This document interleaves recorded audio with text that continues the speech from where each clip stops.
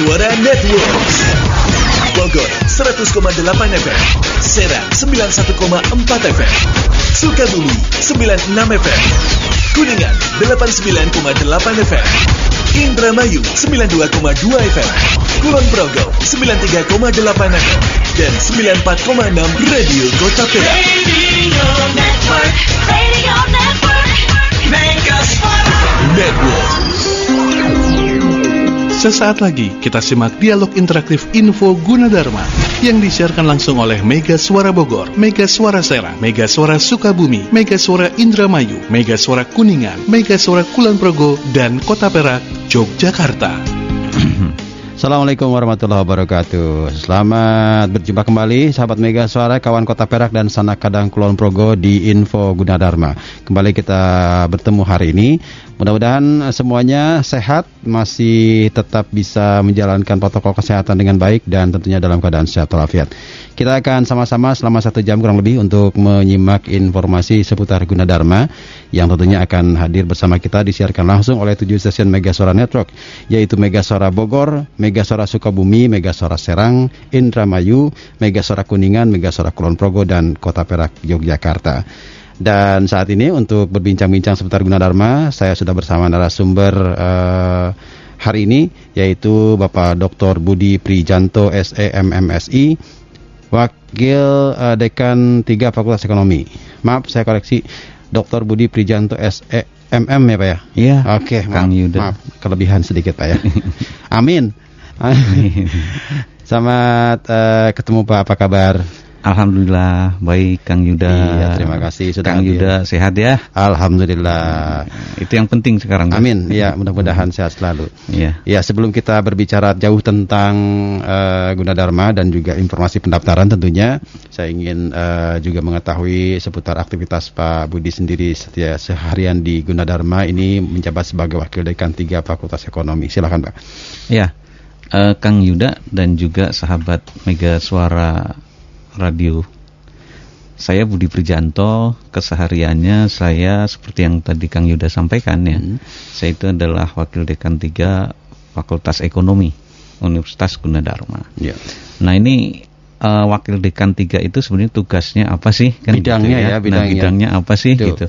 Ini bidang, sebutannya bidang kemahasiswaan. Nah, ini biasanya menangani kegiatan-kegiatan ekstrakurikuler yang dilakukan oleh para mahasiswa. Iya. Biasanya diwadain kegiatan-kegiatan itu di satu organisasi mahasiswa atau ormawa seperti mungkin BEM, unit kegiatan-kegiatan baik itu seni, olahraga dan seterusnya. Iya. Di samping itu juga saya dan tim tentunya ya tidak sendiri di bidang kemahasiswaan menangani beasiswa Kang Yuda. Oh iya. Ya, jadi kan Pokoknya hal yang terkait untuk mahasiswa di bidangnya Pak Budi dan tim ya. Iya. gitu kira-kira Kang. Ngasuh ya Pak ya. Ya, membina. Membina. Ya. Baik, jadi itu bidang ini. Jadi kalau berbicara tadi masalah bidang kemahasiswaan pasti akan lebih jelas lagi ya. Insya Allah. Karena banyak program tentunya di kemahasiswaan. Boleh dong cerita sedikit tentang kira-kira di kemahasiswaan ada apa saja nih Pak? Iya, Kang Yuda dan juga sahabat Mega Suara, di bidang kemahasiswaan sebenarnya memiliki tujuan, yaitu untuk membekali mahasiswa dengan soft skill ya, dengan kemampuan-kemampuan tambahan, di samping kemampuan yang akademik yang didapat dari bangku kuliah, tatap muka di kelas atau praktikum gitu. Nah, di pembinaan kemahasiswaan ini sendiri sebenarnya tujuannya itu ya meningkatkan kapasitas diri mahasiswa. Jadi ketika yang bersangkutan si mahasiswa itu lulus, di samping bekal akademis, dia juga punya bekal-bekal tambahan. Betul. Yang dia sendiri nanti bisa fight, berkompetisi dengan pesaing-pesaing. Dan Yuji alhamdulillah sudah melakukan program-program pembinaan kemahasiswaan secara terstruktur. Kira-kira seperti itu. Ya. Jadi untuk calon mahasiswa yang nanti akan mendaftar dan berminat ke Gunadarma ini jangan khawatir, karena di Gunadarma juga selain kegiatan akademik ada kegiatan-kegiatan mahasiswa. Bidang apa saja nih Pak, boleh di breakdown lagi? Jadi misal nih sahabat Mega Suara ada yang punya hobi atau mungkin bahkan prestasi di bidang olahraga. Gunadarma menyediakan wadahnya, ya. Sebut saja dah Kang Yuda misalnya olahraga apa? Ya, sebut. Saya bola voli misalnya. Oh, bola voli ada. Ada. Kita bola voli alhamdulillah rutin latihan gitu kan, dan beberapa kali juga mendapatkan prestasi. Data prestasinya banyak nih di komputer saya nih. Nanti bisa saya sebut satu-satu nanti yang acak aja ya nanti kita sebut gitu ya. Terus apalagi misalnya Bang Ilham mau latihan menari, kita punya unit kegiatan tari. Tradisional, modern ada. Ya. Yang hobi nyanyi? Hobi nyanyi ada. Paduan suara kita bahkan beberapa kali dapat gold medal. Itu levelnya tidak hanya provinsi nasional, bahkan internasional. Iya. Gitu ya. Itu ada di bidang seni. Terus apa lagi? Oh, yang sekarang lagi ya happening di kalangan anak muda itu kan ada game ya. Game online misalnya, e-sport ya. E-sport ya, betul sekali itu yang sangat populer di kalangan generasi milenial gitu ya. Gunadarma ada, bahkan beberapa kali juara. Ada timnya. Kita bina. Jadi para sahabat Mega Suara misalnya memiliki hobi atau bahkan sudah pernah ya mencatatkan prestasi gitu. Jangan khawatir, Gunadarma ada salurannya lah gitu ya. Ada wadahnya. Sok silakan dimanfaatkan. Itu di bawah binaan bidang kami di bidang kemahasiswaan. Hobinya salurkan saja.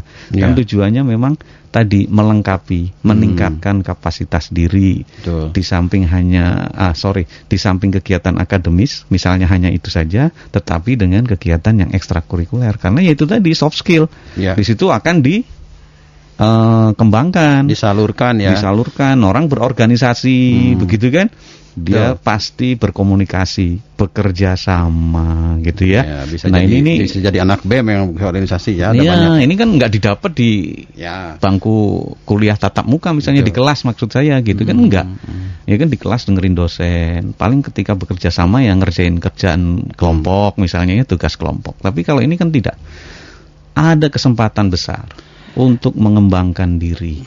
Ya, jadi ada banyak alasan untuk memilih Gunadarma. Salah satunya adalah bahwa kita juga potensi kita akan bisa disalurkan dengan baik di situ. Betul. Potensi diri karena soul-nya keluar gitu ya. Ya, betul. Jangan sampai kuliah tersiksa gitu ya. Soul-nya nggak dapat. Iya, itu dia. Ya, tahu sendiri ya, kita kalau misalnya kuliah terus menerus dalam jangka waktu yang cukup lama, misalnya 3 hari 4 hari, tanpa ada sedikit refresh gitu ya dengan kegiatan-kegiatan yang sifatnya ya menyalurkan hobi gitu ya, mungkin nggak bagus buat kesehatan gitu kan. Nah ini kan minat dan bakat mahasiswa ini kan di bidang kemahasiswaan ya. Ini seleksinya di pas pendaftaran atau gimana nanti? Oke, biasanya pemilihannya saat gini, penerimaan mahasiswa baru. Penerimaan mahasiswa baru, terus misalnya yang bersangkutan sudah daftar dan dinyatakan lulus, sekaligus sudah resmi menjadi mahasiswa baru, kita sudah melakukan apa yang namanya pendataan. Mahasiswa baru, kalau dulu ya sebelum sifatnya daring seperti ini kan ada kegiatan yang namanya PPS-PPT. Pengenalan program studi dan program pendidikan tinggi. Di kampus lain mungkin dikenal ospek atau apalah mungkin yang begitu ya. Di Gunadarma namanya PPS-PPT. Dia kumpul, diberikan pembekalan sekaligus kita melakukan pendataan. Pernah prestasinya apa, hobinya di mana, terus nanti istilahnya kalau yang memang sudah memiliki prestasi memadai, kita langsung dalam bahasa saya gitu ya, saya tangkap gitu kan. Terus nanti kita masukkan ke organisasi yang memang sudah established, yang sudah mapan. Oh, kamu juara di katakanlah voli. Oh, ini ada tim voli kita. Gabung kamu gitu gabung. Ya. Gitu. Tapi kita yang mapping ya. Iya, mapping di awalnya begitu. Gitu ya. Jadi jangan khawatir ya buat adik-adik calon mahasiswa dan juga mungkin Bapak Ibu yang putra-putrinya saat ini akan mendaftar ke Gunadarma. ini ada memang bidang yang tentunya mewadahi atau juga membina bakat dan minat mahasiswa ya. Jangan khawatir. Baik Pak Budi Prijanto, terima kasih. Kita masih akan berbincang ya, kita masih banyak hal yang ingin kita tanyakan, termasuk juga update terkini. Oh ya, mungkin sebelum kita break, situasi pendaftaran saat ini seperti apa? Ya, pendaftaran saat ini kita tahu kondisi setahun ini ada pandemi COVID-19, jadi kita melakukan proses pendaftaran melalui sistem online, ya. Terus ada yang melalui online murni, terus ada melalui tryout. Oke. Ya, cuman bukan berarti yang mau datang ke kampus mendaftar secara langsung, luring langsung tidak diperkenankan, tetap diperkenankan karena ya mungkin saja orang tua juga pengen lihat fisik kampusnya kan, mengenal lebih dekat, lihat gitu kan. Kampusnya kayak apa sih? Oh, di mana lokasinya, dari mana jangkauannya, gitu ya, gedungnya seperti apa gitu kan, ada ya. Jadi yang pengen tahu orang tuanya ya silahkan datang, tetapi pesan kami tetap prokes ditegakkan, ya kan? Karena masa pandemi begitu. Baik Pak Budi, kita akan lanjutkan perbincangan kita, tapi tentunya kita break dulu setelah yang berikut ini. Tetap bersama di Info Gunadarma. Jangan kemana-mana, Info Gunadarma akan kembali setelah beberapa informasi berikut ini.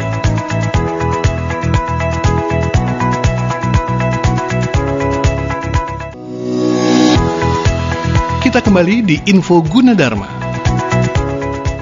Ya, sahabat Mega Suara, kawan Kota Perak, Sanak Kadang, Kulon Progo, kita masih bersama di Info Gunadarma, dan kali ini narasumber kita tetap bersama Dr. Budi Prijanto SMM ya, dari Wakil Dekan 3 Fakultas Ekonomi Gunadarma. Pak Budi, Bapak kan di Fakultas Ekonomi ya? Ya, betul. Boleh dong disampaikan di Fakultas Ekonomi ini ada prodi apa saja untuk mungkin teman-teman yang memang mau mengambil jurusan atau Fakultas Ekonomi?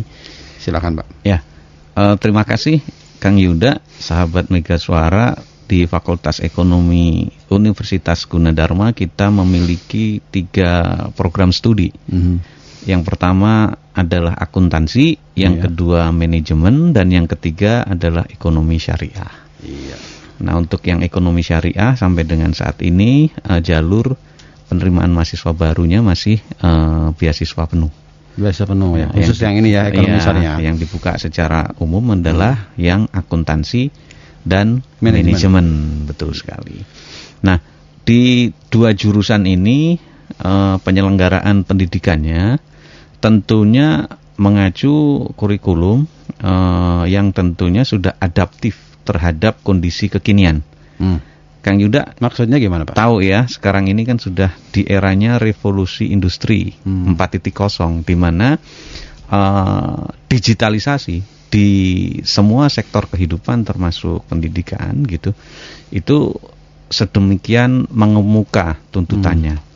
Nah, di Fakultas Ekonomi, entah itu yang akuntansi, entah itu yang manajemen, ataupun yang tadi ekonomi syariah, kita pasti memberikan bobot lebih terkait dengan pembelajaran yang berbasis teknologi informasi. Nah, ini kan sesuai dengan tuntutan zaman yang tadi saya sebutkan, yaitu revolusi industri 4.0. Iya.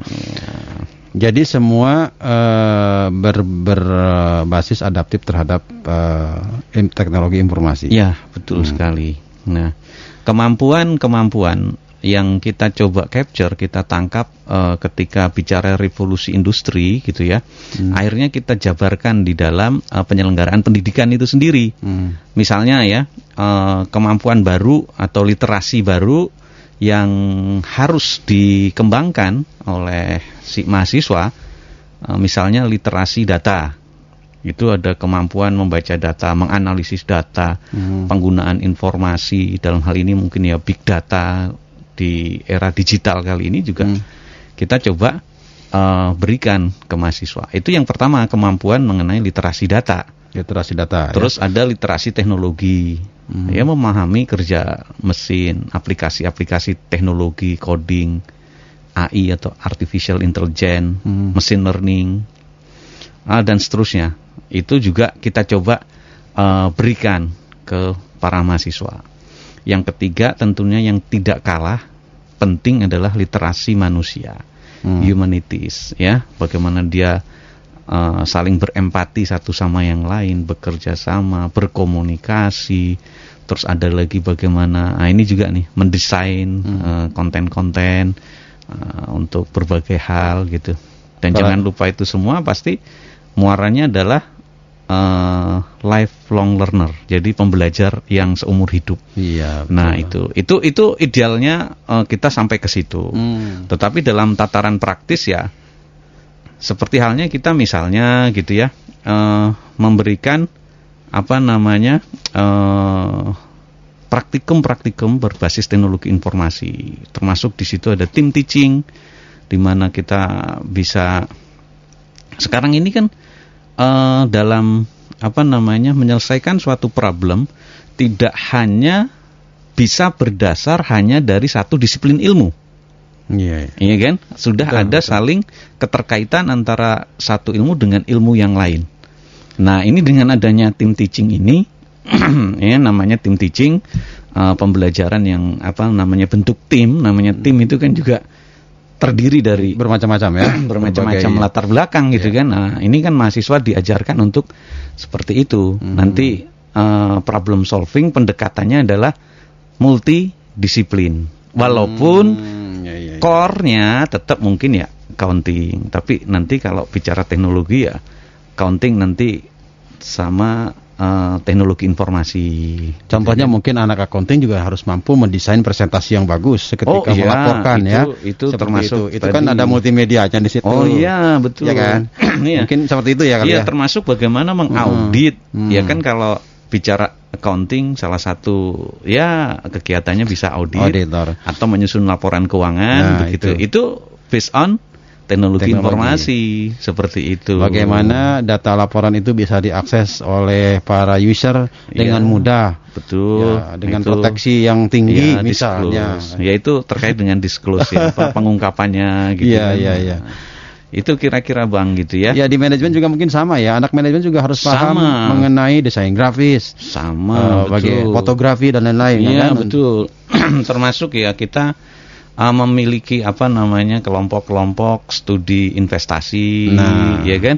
Nah, apalagi kalau sudah bicara yaitu tadi investasi, belakangnya pasti harus di backup dengan di samping ilmu teori dasar ekonomi, tapi juga di backup dengan teknologi informasi, aplikasi-aplikasi untuk mendukung manajemen itu sendiri ya, kegiatan sendiri. Investasi, itu kan ranahnya manajemen itu seperti itu gitu. Belum nanti agak panjang nih Kang, bicara tentang nggak apa-apa panjang ini juga. Kita punya satu unit yang namanya tax center. Tax center ya. Nah, tax itu pajak ya, terkait dengan pajak. Ini kegiatannya juga sangat aktif dan terorganize dengan baik.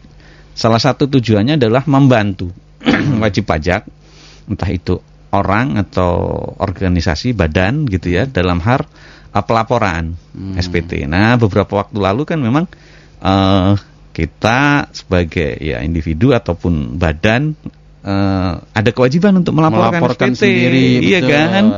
Nah, itu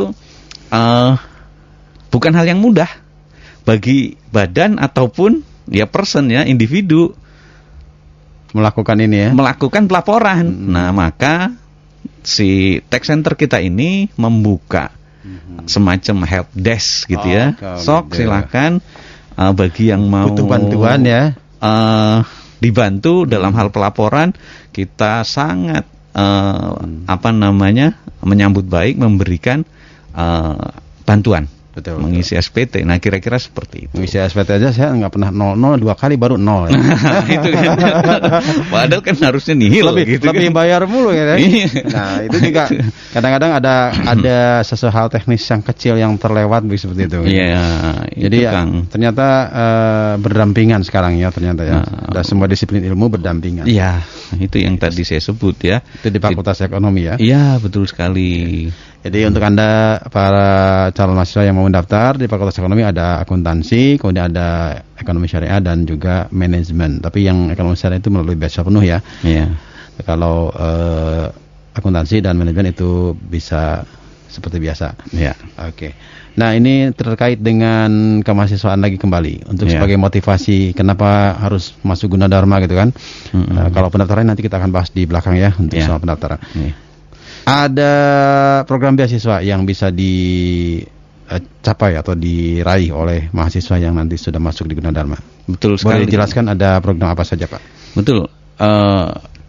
Kang Yuda ya, dan sahabat Mega Suara semuanya, kita saat ini akan berbicara mengenai beasiswa. Ya.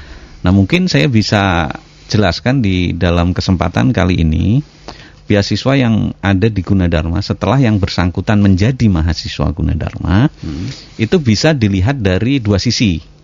Satu dari sisi penerimanya, yang memberikannya. Ya, saya ulang, yang pertama adalah dari yang memberikannya, bisa dari pihak internal, yaitu Gunadarma sendiri, ataupun dari pihak eksternal. Pihak eksternal itu bisa bermacam-macam, ya karena reputasi Gunadarma sudah bagus. Pihak luar yang dalam tanda kutip berkeinginan untuk memberikan beasiswa mungkin dalam bentuk dari sisi mereka itu CSR gitu ya, CSR gitu kan, penyaluran dana CSR ya, itu ke kami gitu, bisa dari pemerintah daerah, bisa dari instansi swasta gitu. Nah, itu dari asal usulnya ya, yang memberikan siapa? Bisa internal, bisa eksternal. Oke, saya bahas yang internal. Yang internal ini adalah bentuk apresiasi Gunadarma kepada mahasiswa yang memiliki prestasi. Nah, prestasi, nah ini yang jenis kedua, nanti ada yang disebut jenis beasiswanya, bisa jenisnya akademis, beasiswa yang sifatnya akademis, atau beasiswa yang non akademis. Yang akademis itu begini, kalau yang bersangkutan memiliki nilai terbaik di angkatannya, di jurusannya, katakanlah 10 besar, misal seperti itu. Nah, itu akan enggak usah pakai mendaftar, akan dihubungi sama Gunadarma. Anda prestasinya hebat, nanti Anda akan kita berikan beasiswa sejumlah sekian. Dan biasanya nih orang yang seperti ini biasanya di semester berikutnya sampai menjelang lulus, kalau dia bisa pertahankan itu prestasi, dia dapat beasiswa terus, Kang. Beasiswa terus gitu. Bisa berantai nanti mereka. Ya, kadang kan yang ngurusi saya, jadi orangnya lah ini lagi. Ini komitmennya begitu ya. Lagi, gitu. Jadi sustainable ya, kalau misalnya prestasinya bisa dipertahankan. Ya, kecuali kalau dia ya karena sesuatu hal dia keselip sama temennya. Ya, mungkin di periode itu mungkin dia akan tidak masuk. Iya, nggak masuk, diganti. Nah, ini sebenarnya kan juga memberikan ruang kompetisi, memacu kompetisi. Iya, hal yang positif itu dari sisi jenisnya yang akademis. Tapi yang non akademis banyak, olahraga, ya, seni, nah, pokoknya yang sifat-sifatnya yang bukan akademis. Iya. Kang Yuda tahu dan sahabat Mega Suara juga saya yakin pernah mendengar, ya, misalnya prestasi internasional bidang catur, Gunadarma. Nah, mahasiswa itu punya prestasi internasional. Nah, ya tentunya kita memberikan reward berupa beasiswa. Termasuk juga ada yang dari basket, ada yang dari bulu tangkis dan seterusnya. Sudah membawa nama, tidak hanya Gunadarma, mungkin bangsa Indonesia ke luar negeri. Ya kita berikan. Itu beasiswa untuk semua jenjang semua program ya, dari mulai diploma sampai semua doktoral. Iya. Oke. Betul sekali. Ayo berlomba di Gunadarma ya. Jadi jangan khawatir kalau memang sahabat Mega Suara nanti bergabung dengan Gunadarma dan memiliki prestasi yang bisa dibanggakan, ada kesempatan sangat terbuka untuk mendapatkan beasiswa-beasiswa itu, gitu ya. Nah, itu jenisnya. Nah, sementara kalau yang dari luar, eksternal, tadi saya sempat singgung ya. Dari beberapa perusahaan, sampai sekarang saya masih menangani dari salah satu perusahaan, saya mungkin nggak usah sebut, dan itu perusahaan yang cukup besar untuk mahasiswa keteknikan. Belum dari pemerintah sendiri gitu ya. Banyak sekali gitu. Jangan khawatir. Tinggal kejar saja dan lalui mekanismenya dengan baik dan benar ya. Betul. Oke. Jadi perusahaan yang sudah bekerja sama menyalurkan beasiswa ada berapa banyak, Pak? Waduh, sampai saat ini Bang, banyak. Kalau dihitung dari beberapa tahun ke belakang ya berganti-ganti terus ya, banyak itu. Pokoknya banyak ya. Iya, ada kali 5 lebih Bang. Iya. Kalau yang rutin nih saya pegang, ya kalau boleh sebutlah satu, misalnya contoh saja dari Adaro, itu untuk mahasiswa keteknikan. Itu sampai sekarang masih proses ini, tinggal sebentar lagi pengumuman yang diterima siapa. Seperti itu Bang. Baik. Terkait dengan fasilitas pendidikan Pak di Gunadarma, mungkin bisa disampaikan juga, kan selain tadi kalau akademiknya kan ada banyak fakultas ya di sana yang bisa dilihat di websitenya gunadarma.ac.id ya, banyak sekali yang bisa dipilih. Nah, mengenai fasilitas untuk mahasiswa sendiri seperti apa Pak, bisa dijelaskan di sana di Gunadarma? Ya, kalau fasilitas yang terkait dengan akademis atau perkuliahan, semua lab, baik itu lab untuk akuntansi, manajemen, ekonomi syariah lengkap, dan kita menyebutnya sebagai ada yang namanya lab dasar, lab menengah, lab lanjut. Nah, sesuai dengan namanya, kalau dasar biasanya ya untuk praktikum mahasiswa yang masih semester 1, 2 seperti itu ya, awal-awal. Nanti lab menengah, lab lanjut, tergantung nanti prodinya dah. Kalau yang akuntansi belajarnya yang dasar apa saja, yang menengah apa saja, lanjut apa saja. Itu terkait dengan fasilitas akademis ya, ada labnya lengkap. Terus ada lembaga pengembangan akuntansi dan manajemen.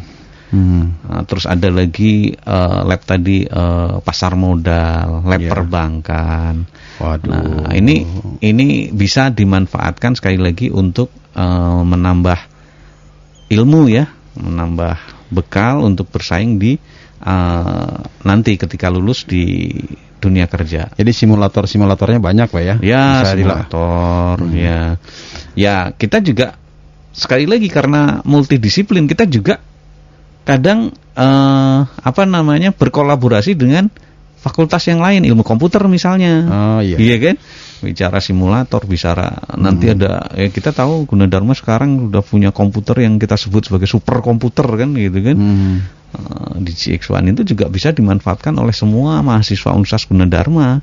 Tidak hanya Fakultas Ilmu Komputer dan Teknologi Informasi, ekonomi bisa, sastra bisa, dan yang lain bisa, begitu. Semuanya bersinergi Pak ya? Ya, itu yang akademis. Nanti belum yang ngomongin non-akademis ekstrakurikuler lagi Kang. Iya kan? Yang ekstrakurikuler kita punya sport hall yang bisa untuk basket, futsal. Kalau ya mungkin sahabat Mega Suara pengen lihat-lihat fasilitas itu ya sok gitu kan, main ke Gunadarma. Tapi sekali lagi protokol kesehatan. Iya kan? Nanti aja lah udah pandemi lewat Pak. Kita futsal sparring ya dengan Gunadarma. Baik, Pak Budi, nanti kita lanjutkan ya. Kita masih punya waktu di Info Gunadarma, dan sahabat Mega Suara, kawan Kota Perak juga Sanaka dan Kulon Progo, kita lanjut lagi setelah yang berikut ini. Jangan kemana-mana. Info Gunadarma akan kembali setelah beberapa informasi berikut ini.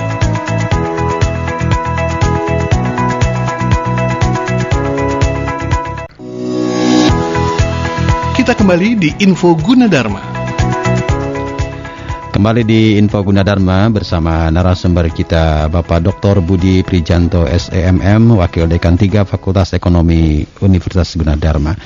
Pak Budi, kita remind lagi mengenai pendaftaran, karena mungkin walaupun sudah sering dibuka di websitenya Gunadarma, tapi siapa tahu ada yang mungkin lupa lagi dengan berbagai mekanisme dan hal-hal teknis yang harus diperhatikan untuk flow atau jalur pendaftarannya di via online dan sebagainya. Silakan Pak Budi. Oke, terima kasih Kang Yuda, sahabat Mega Suara semuanya.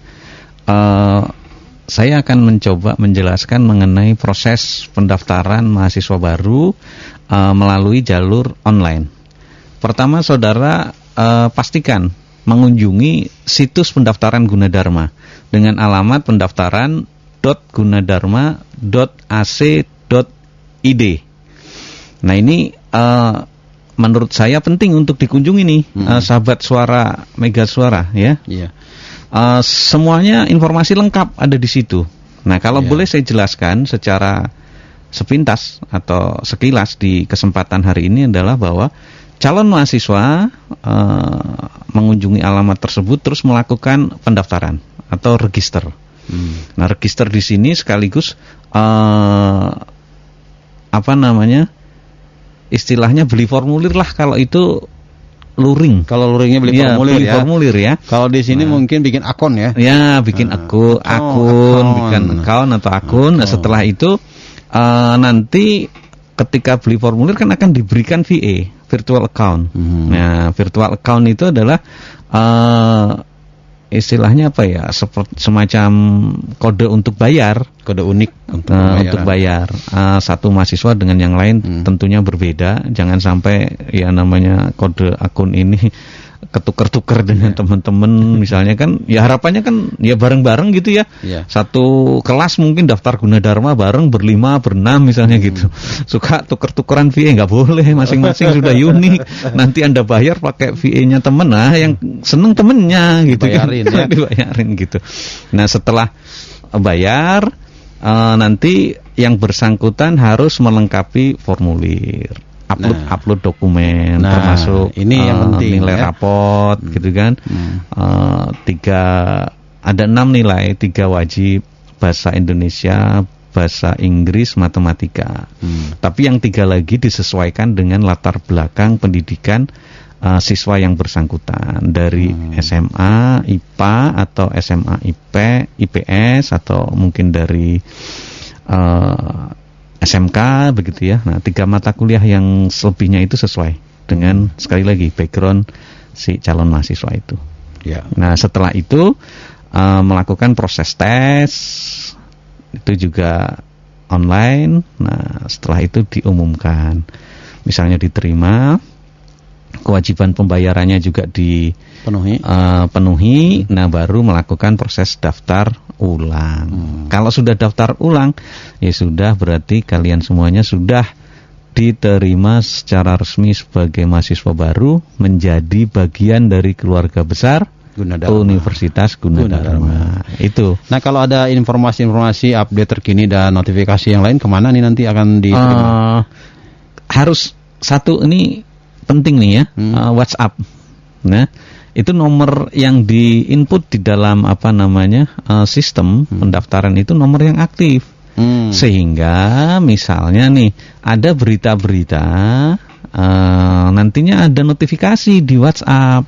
Nah, kalau WhatsApp-nya ini tidak, atau nomor yang di-input itu tidak yang aktif, ya nanti ketinggalan informasi seperti itu, Kang Yuda. Jadi ya. Nomor itu dijagain, dijagain terus. Ya. Terus kalau misalnya ada hal-hal yang pengen ditanyakan juga di